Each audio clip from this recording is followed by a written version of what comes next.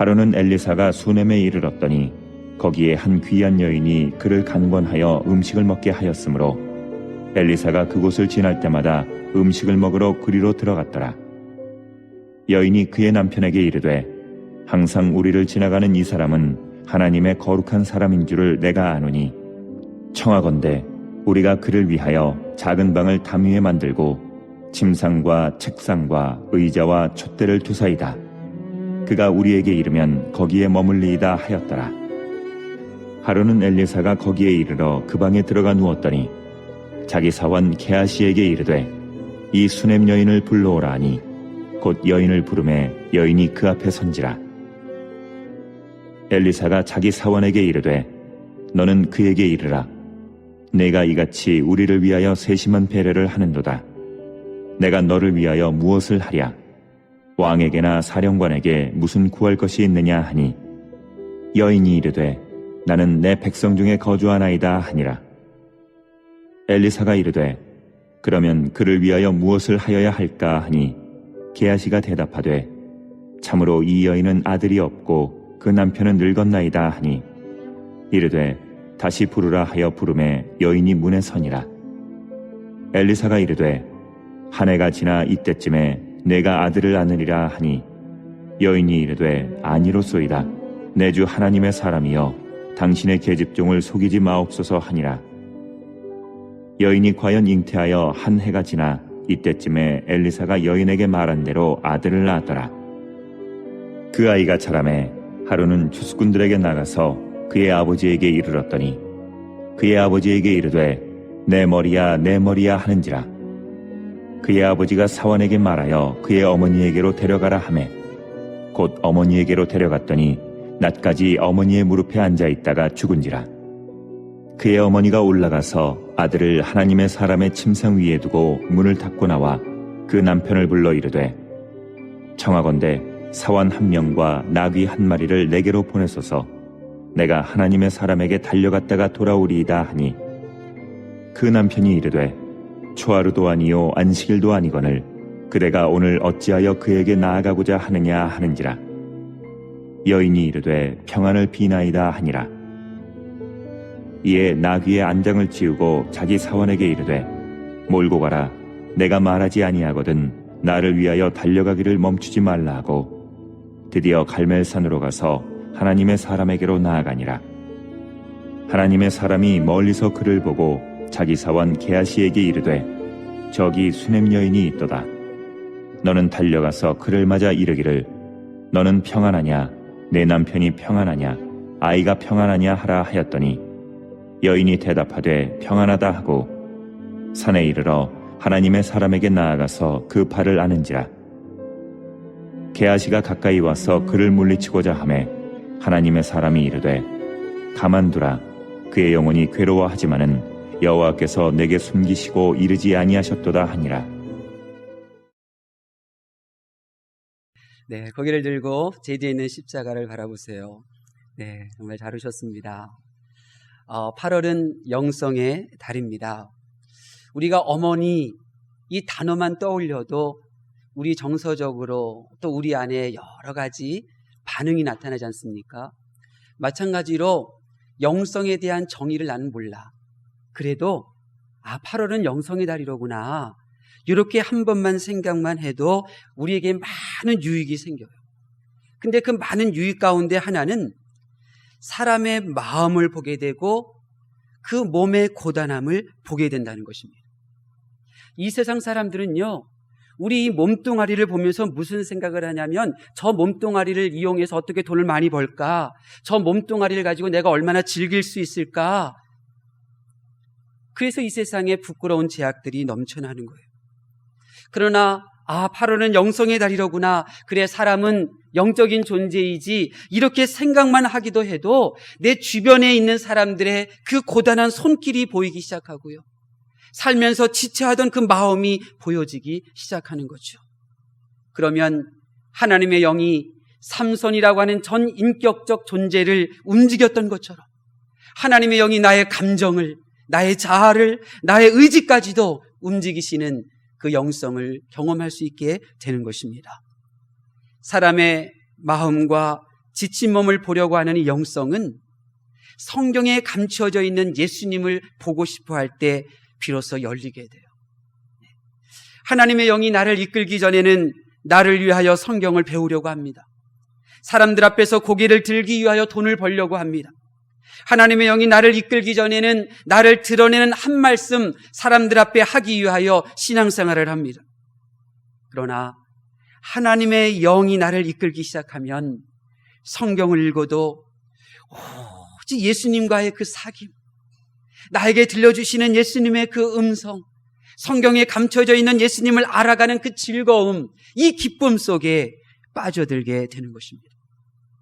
요한복음 5장 39절에 예수님이 이렇게 말씀하셨어요. 이 성경이 곧 내게 대하여 증언하는 것이다.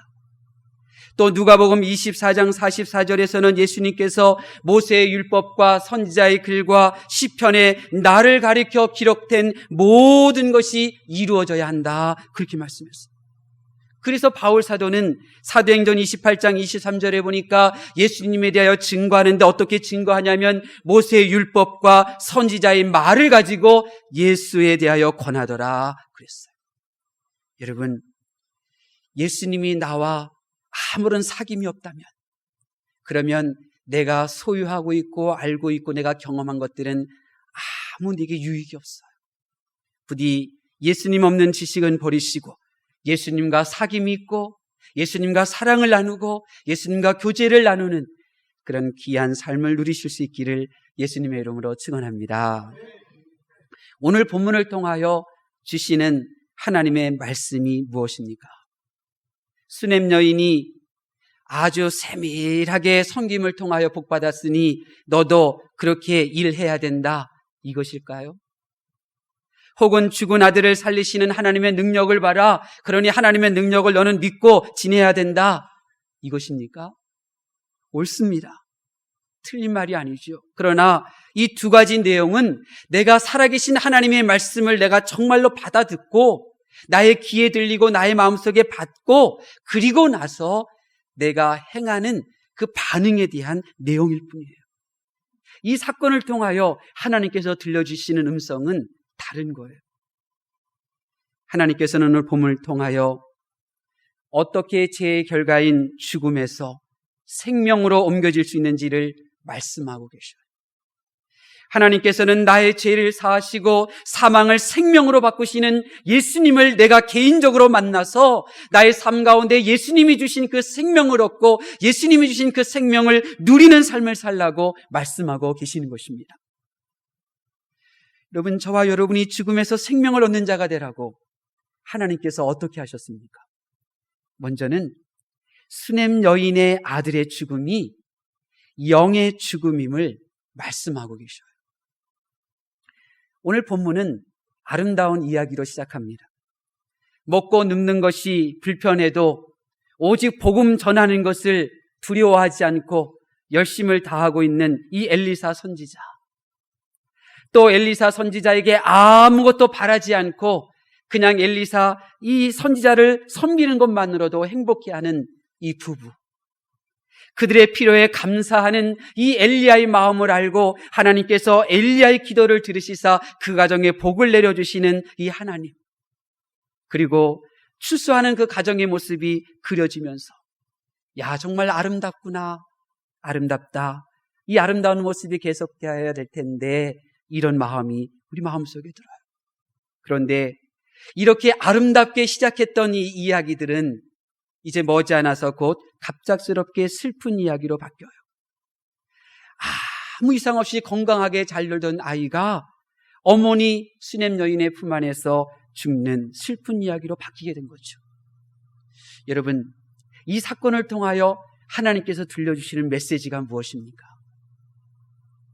우리가 이 본문을 통하여 하나님의 음성을 들으시려면 똑같은, 오늘 본문의 똑같은 구조로 기록되어진 말씀을 살펴보셔야 돼요.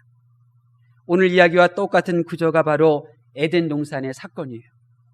하나님께서 온 우주를 창조하셨는데 흑암, 혼돈, 무질서에 있는 세계를 질서와 빛과 생명이 넘치는 아름다운 장소로 바꾸어 주셨어요. 그리고 창조된 사람은 그런 하나님과 사귐이 있고 하나님과의 그 사귐에 대해서 기뻐하고 행복해해요. 그러자 하나님은 그런 사람의 모습을 보면서 에덴이라고 하는 동산을 창설하시고 그들에게 주시죠. 얼마나 아름다운 이야기들이에요.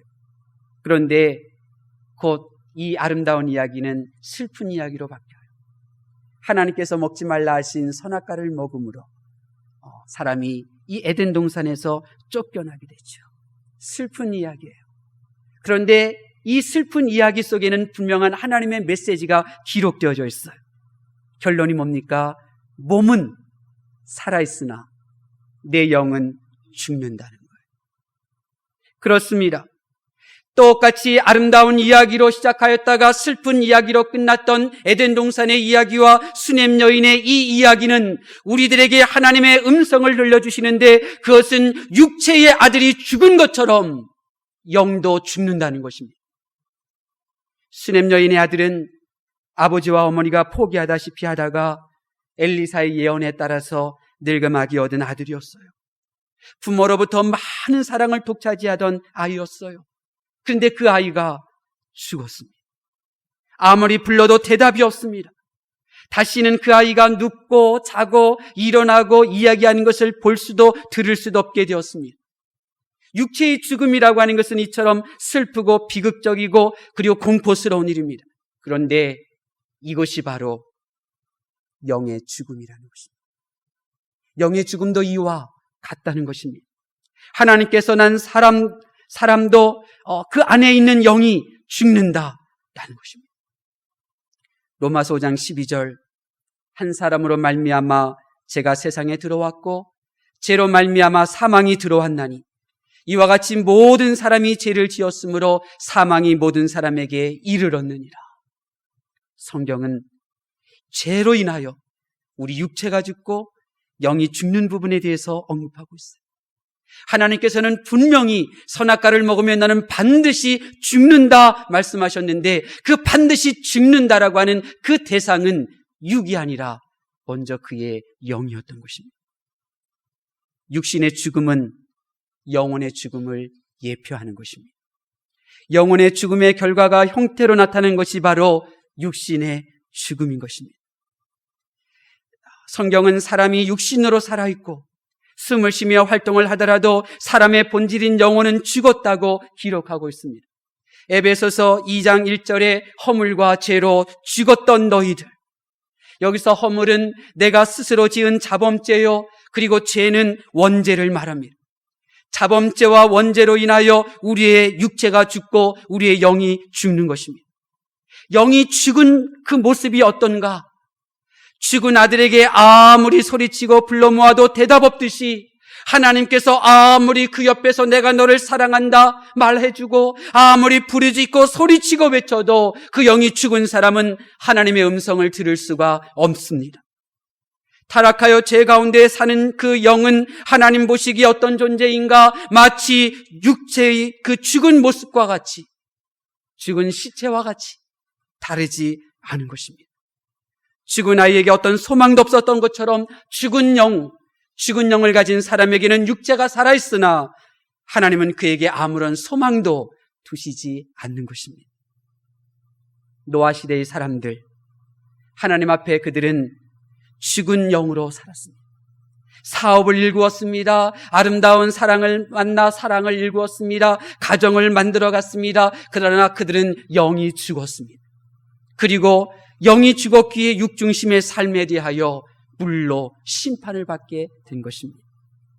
여러분은 그래 사람은 죽는 거지 뭐 몸의 죽음을 알듯이 영의 죽음을 볼 줄 아는 믿음의 눈을 가지실 수 있기를 예수님의 이름으로 축원합니다. 두 번째로 이 죽은 아들을 향한 어머니의 슬픔이 바로 하나님의 마음이라고 알려주셨어요. 죽어가는 아이를 바라보는 어머니의 마음이 어떻겠습니까? 품에 안아 싸늘하게 식어가는 그 아이를 바라보는 그 슬픔이 얼마나 컸겠습니까? 그런데 성경은 그 어머니의 슬픔을 기록한 것이 아니라 바로 이 어머니의 슬픔이 바로 영이 죽은 이를 바라보시는 하나님의 마음이라고 말씀하고 있는 것입니다. 이 여인의 슬퍼하는 모습을 보느냐? 이것이 바로 나의 마음, 하나님의 마음이라고 성령님은 말씀하고 계신 것입니다. 하나님을 떠나 사단의 종로를 타는 죽은 영을 보면서 슬픔 가운데 한탄하면서 슬퍼하시는 하나님의 마음인 것입니다. 살아있는 영은요, 하나님께서 허락하여 주신 그 놀라운 사랑을 알아갑니다. 하나님 안에 있는 사랑, 하나님 안에 있는 희락, 하나님 안에 있는 화평과 순결을 기뻐하고 하나님이 들려주시는 음성 가운데 거룩함을 회복하고 유지하고, 그래야 하나님을 기쁘시게 해드립니다. 노아가 바로 그런 사람이었습니다. 에녹이 바로 그런 사람이었습니다. 반면에 죽은 영혼은 육체를 따라 지내며 육신의 정욕과 안목의 정욕과 이생의 자랑을 위하여 살며 교만하고 미워하고 거짓을 말하며 탐심을 부리며 이기적인으로 살아가면서 하나님 앞에 끊임없는 슬픔을 올려드리는 것입니다. 끊임없이 하나님의 마음을 아프게 하고 끊임없이 하나님의 마음을 괴로움에 빠지게 합니다. 노아 시대의 사람들, 그들은 하나님을 슬프게 했던 삶을 살았습니다. 하나님의 슬픔이 어떤 슬픔이었느냐면 내가 저들을 창조한 것에 대하여 후회하시는 슬픔을 노아 시대의 사람들은 하나님 앞에 드렸던 것입니다. 죽은 아이가 그 어머니에게 슬픔을 주었듯이 죽은 영은 하나님께 한없는 슬픔과 괴로움을 주는 것입니다. 수넴 여인의 아들의 죽음이 수넴 여인에게 큰 고통과 괴로움과 슬픔과 한탄을 주었던 것처럼 하나님을 떠나 죄로 인해 죽은 그 영을 바라보시는 그 하나님께서는 끊임없는 아픔과 슬픔과 괴로움에 한탄하며 우리를 바라보시는 것입니다. 여러분은 영이 죽은 자녀를 바라보시며 슬퍼하시는 이 하나님의 마음을 품고 이 하나님의 마음을 알며 그렇게 생활하실 수 있기를 바랍니다. 마지막으로 예수님만이 죽음을 사망으로 바꾼다고 말씀하셔요. 아들이 죽자 수넴 여인은 엘리사에게 달려갔어요. 아들이 죽었는데 수넴 여인은 남편에게 아들이 죽었다는 말을 하지를 않았어요. 수넴 여인이 왜 아들이 죽었음에도 불구하고 남편에게 아들이 죽었음을 알리지 않았습니까? 왜 그랬습니까? 엘리사의 예언을 따라 태어난 아들이었기 때문에 그렇습니다.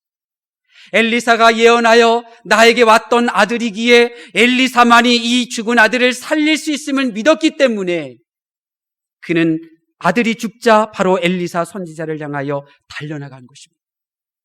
마찬가지로 저와 여러분이 누구에게서 왔습니까? 성경은 만군의 여호와 하나님에게로서 왔다고 기록하고 있어요. 그렇다면 누가 우리를 살릴 수 있습니까? 하나님만이 우리를 살릴 수 있는 것입니다. 여러분, 요즘 명량이라고 하는 영화가 굉장히 인기가 많다고 하는데요. 명량이라는 영화 보셨습니까?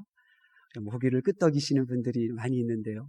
저는 시간이 잘 안 맞아서 영화관에 못 가겠더라고요. 그래서 대신 난중일기라고 하는 두꺼운 책을 이제 이번 주에 주문을 해서 이제 읽고 있어요. 근데 그 책에 보니까 명량해전 전날, 정인년 9월 16일이 명량해전이 일어났는데 9월 15일 날 부하 장수들을 다 불러놓아 놓고 이제 회의를 하고 그 다음에 당부를 하게 되는데 이런 말을 했어요. 두 가지를, 병법에 나오는 두 가지 내용을 인용을 했어요. 필사즉생, 필생즉사. 죽고자 하면 살 것이요, 또 살고자 하면 죽을 것이다.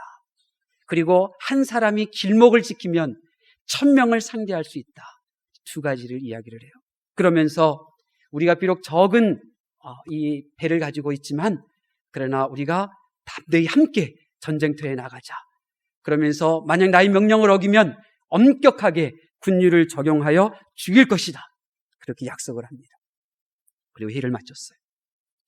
그런데 난중일기에 보니까 또 하나의 내용이 기록되어져 있어요. 그날 밤에 이순신 장군이 꿈을 꿨다는 거예요. 내용을 읽어드리면 이래요. 그날 밤 꿈에 신인이 나타나 가르쳐 주기를 이렇게 하면 크게 이기고 이렇게 하면 지게 된다고 하였다. 신인. 저는 난중일기에 기록된 이 한자를 보고 깜짝 놀랐어요. 신인. 우리가 이제 뭐 한자에서는 신자는 없고 기신자가 있잖아요. 신을 의미하는 신과 사람을 의미하는 사람 인자가 있는 거예요.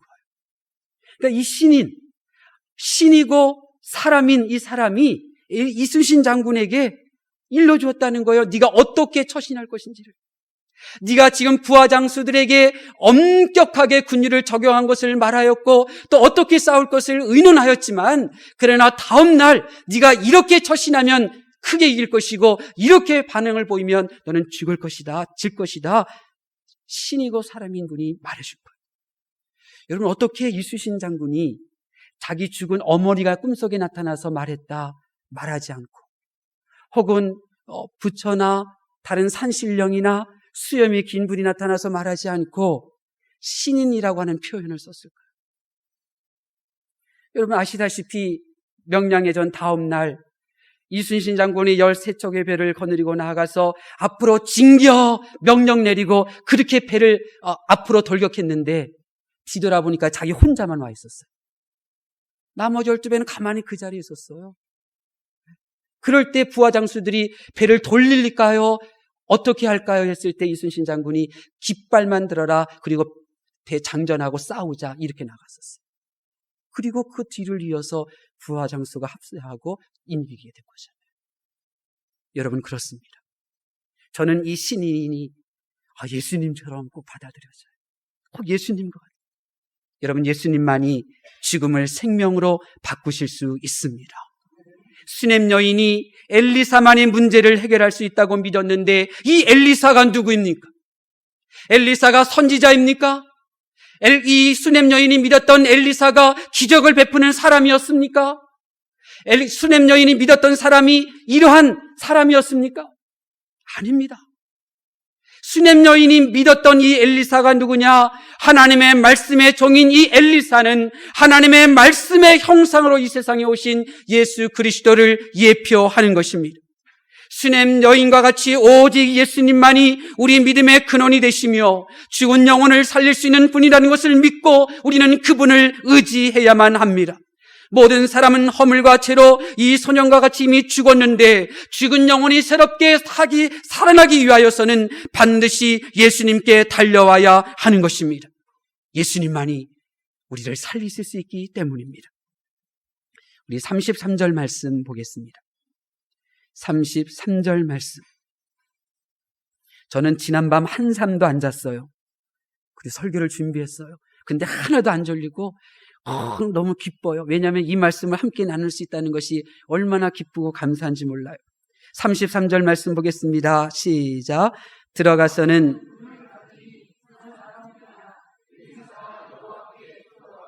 아멘. 엘리사가 여호와께 기도하고 엘리사는 하나님께 죽은 아들을 위하여 간절히 기도했어요. 여러분, 이 말씀을 보면서 여러분 눈에 누가 보여집니까? 그 문을 닫고 죽은 아들 앞에서 무릎 꿇고 기도하는 엘리사의 모습이 보입니까? 또 무엇이 보입니까? 제게는 우리의 연약함을 위하여 대신 중보하시는 그리스도의 영이신 성령님의 탄식하는 기도하는 모습이 보입니다. 저는 엘리야가 기도하는 이 모습 가운데 겟세마네 동산에서 죽은 나의 영을 살리기 위하여 땀이 피가 되도록 중보 기도하신 예수님의 모습이 보입니다. 엘리사는 기도하시던 예수님을 지금 드러내고 있는 것입니다. 죽은 영혼, 죽은 나의 영을 살리시기 위하여 땀이 피가 되도록 기도하시는 이 예수님을 생각나게 하고 있습니다. 34절 말씀입니다. 34절 말씀 보겠습니다. 시작. 아이 위에 올라 엎드려 자기 입을 그의 입에, 자기 눈을 그의 눈에, 자기 손을 그의 손에 대고 그의 몸에 엎드리니 아이의 살이 차차 따뜻하더라. 아멘. 간절히 기도한 후 엘리사는 죽은 차디찬 소년 위에 자신의 눈을, 죽은 차디찬 소년의 코 위에 자신의 숨쉬는 코를, 입과 손을 하나로 맞춰 엎드렸어요. 엘리사는 자신의 살아있는 몸을 죽은 육체 위에 올려놓았습니다. 여러분, 이것이 바로 죽은 영을 살리시던 예수님의 모습이 아닌가요?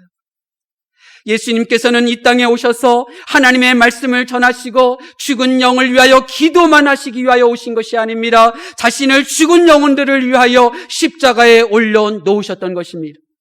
예수님께서는 사람의 죽은 영을 살리시기 위하여 사람의 모습으로 이 땅에 내려오셔서 사람의 모습으로 우리 가운데 사셨으며 우리의 모든 죄를 자신에게 올려놓으시고 십자가에서 속죄를 위한 피를 흘리셨습니다. 예수님은 죽은 나의 몸에 영원한 생명의 그런 되시는 예수님의 몸을 올려놓으심으로 그의 날 하나님께서 우리의 코에 생명을 불어넣어 우리의 몸을 살리셨던 그 하나님의 일처럼 다시 한번 죽은 영혼을 다시 살려내신 것입니다. 히브리서 2장 14절에 이러한 예수님의 사역에 대하여 이렇게 증거하고 있습니다. 자녀들은 혈과 육에 속하였음에 그도 또한 그는 예수님을 의미합니다. 예수님도 또한 같은 모양으로 혈과 육을 함께 지니심은 죽음을 통하여 죽음의 세력을 잡은 자 곧 마귀를 멸하시며 또 죽기를 무서워함으로 한평생 매여 종노릇하는 모든 자를 놓아주려 하심이라. 여러분, 저는 알고 있습니다. 하나님께서는 하나님의 사람의 기도를 통하여 죽은 육체를 살려주기도 하십니다. 하나님께서는 하나님의 사람의 간청을 통해 병의 치유로 그의 생명을 연장시키시기도 합니다. 그런데 말입니다. 죄로 인한 죽은 영은 기도와 간청으로는 살려낼 수가 없습니다.